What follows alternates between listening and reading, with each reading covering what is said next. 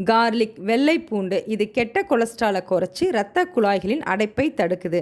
ஆனால் இதை எப்படி சாப்பிட்டா முழு பயன் கிடைக்கும் பார்க்கலாம்.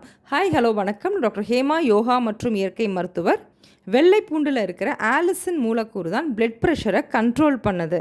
கெட்ட கொலஸ்ட்ரால் எல்டிஎலை குறைச்சி இரத்த குழாய்களின் அடைப்பை தடுத்து ஹார்ட் அட்டாக் ரிஸ்க்கை குறைக்குது. மேலும் இதுக்கு anti bacterial anti microbial effect இருக்கிறதுனால நோய் எதிர்ப்பாற்றலை அதிகமாக்குது. இப்படி பல மருத்துவ குணங்கள் உள்ள இந்த வெள்ளை பூண்டை சமைச்சு சாப்பிடும் பொழுது இதன் ஆலிசின் மூலக்கூறு முற்றிலும் சேதமடைய வாய்ப்பு இருக்குது. அதனால் இதை பச்சையாக சாப்பிட்றது தான் நல்லது.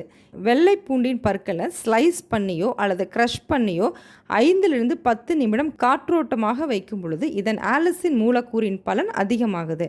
பிறகு இதை அப்படியே அல்லது தேன் கூட கலந்து காலை உணவுக்கு முன் அல்லது பின் கூட எடுத்துக்கலாம்.